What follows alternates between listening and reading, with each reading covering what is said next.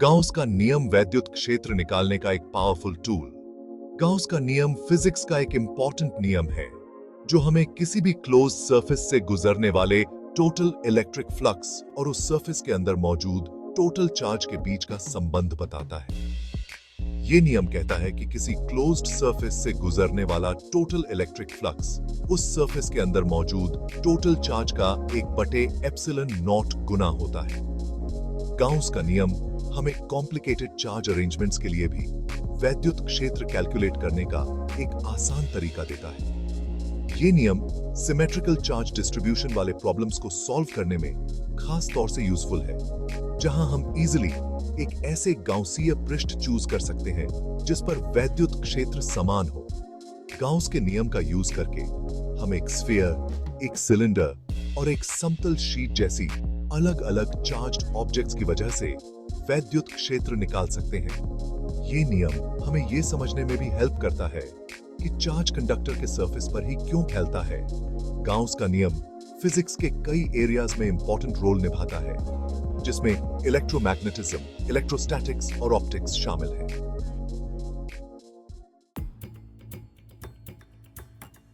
अनंत लंबाई के एक समान आवेशित तार का वैद्युत क्षेत्र एक इन्फिनिट लेंथ के यूनिफॉर्मली चार्ज्ड वायर की वजह से बनने वाले वैद्युत क्षेत्र की स्ट्रेंथ वायर से डिस्टेंस के इनवर्सली प्रोपोर्शनल होती है और इसकी डायरेक्शन वायर से रेडियली बाहर की तरफ होती है।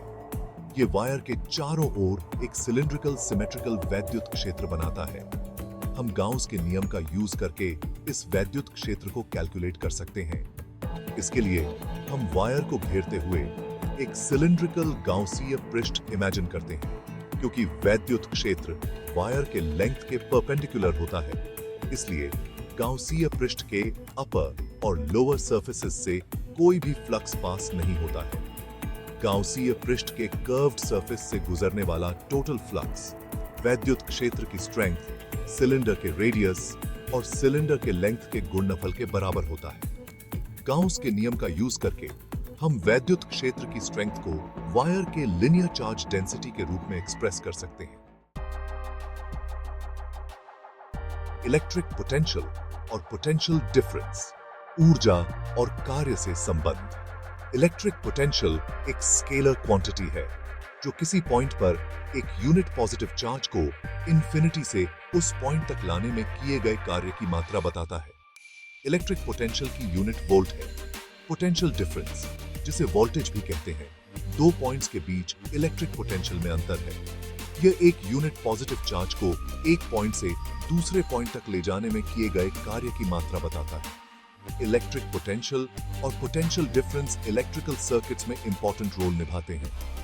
पोटेंशियल डिफरेंस चार्ज को एक पॉइंट से दूसरे पॉइंट तक फ्लो करने के लिए जरूरी फोर्स प्रोवाइड करता है, जबकि इलेक्ट्रिक पोटेंशियल चार्ज को स्टोर करने की क्षमता का मेजर बताता है।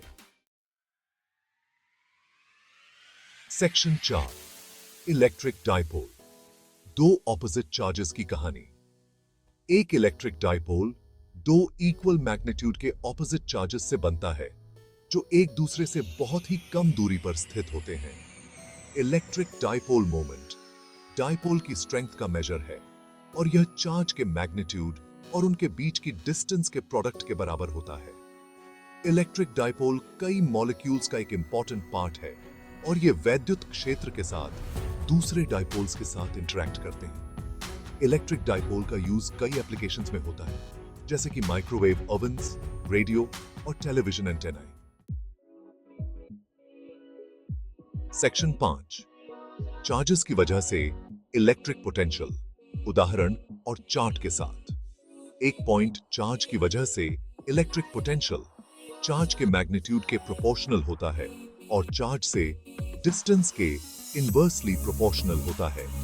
एक चार्ज्ड स्फीयर की वजह से इलेक्ट्रिक पोटेंशियल स्फीयर के अंदर कांस्टेंट होता है और स्फीयर के बाहर एक पॉइंट चार्ज की वजह से पोटेंशियल के समान होता है।